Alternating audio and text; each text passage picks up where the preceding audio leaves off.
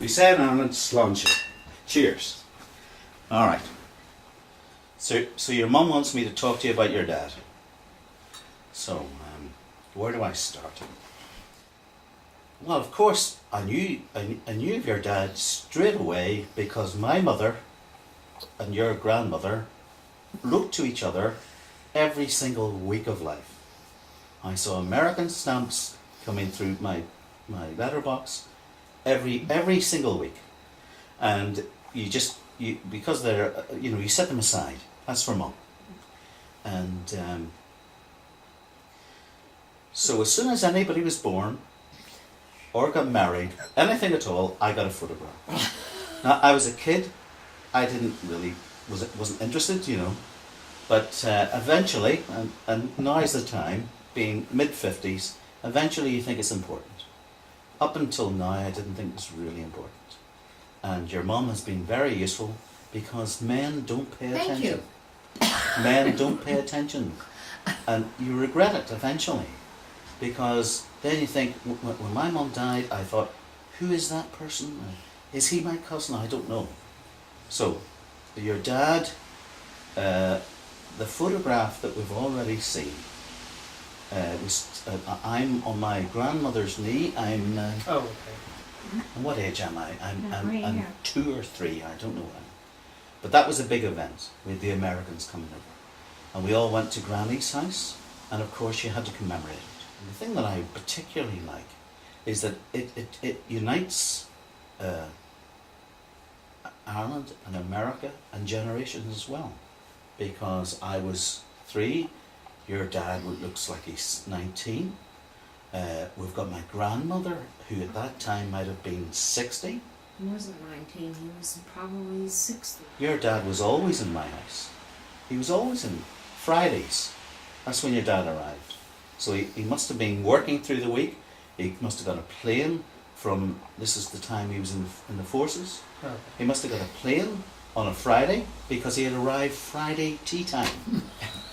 And he would be there until Monday maybe, and he gave me lots of things, and the thing that comes to mind is and I'm a kid now, you've got to remember I'm a kid, Clancy Brothers, I wasn't into Irish music even though I was born over there, but your father was particularly interested in music. What your dad did both here in this house and at my mum's house was slideshows. We used to have slideshows all the time. Sitting there watching the slideshow, and every time he did it, he had taken a shot of my mother, which was not very complimentary. And Barry Fitzgerald. Barry Fitzgerald. I'm not too sure I know who Barry Fitzgerald is. Oh yeah, he was in I forget the name of the movie, but honest to God. So who looked worse? They both looked terrible. They looked terrible. And your dad, every time, he'd say nothing at all, he'd just slip it in. And so we're all sitting there and everybody's saying, oh, that's lovely, that's Your terrific. mother would go berserk. And my mother would go berserk. Jim, burn that! What age was I? I think I might have been 11, and your dad was fed up with me. I was pestering him or something. Come out and play ball. I don't know what I was saying to him. And then he said, hey kid, go play on the highway. Now we don't even have highways. We have roads. You have highways. It's England. Yeah. What I'm going to ask Glenn is, because I came over here with my friend in the year that I graduated, which was 1976. They didn't hold a party. You were 2. And you were 2. Have you any recollection? No. No. I was 2. But I think I told you the last time we met. We had great fun taking Heather out, but because you were 2, we didn't want any potty stuff. And who could blame you? We didn't want any of that. We're 2 young guys. We don't want to have you turning anybody upside down and wiping them. That wasn't part of it. Growing up in a war-torn city, you probably don't really have battle reenactments. So No. it seems a little silly asking for trouble. I think really only in the United States do we do that. He came over. The thing that I said to you at the very beginning of our conversation, things stick in your head that are not meant to stick. not the important things, Yeah. stupid things.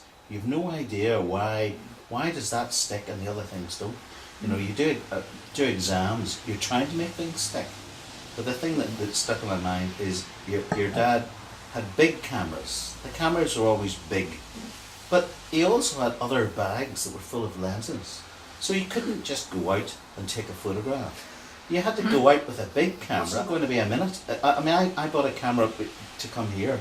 And I bought a camera so as I could just snap and that would be it. You know, that wasn't part of the Jimmy Patterson scene. It was, you got to set it up. Stop 7 or I don't even know. But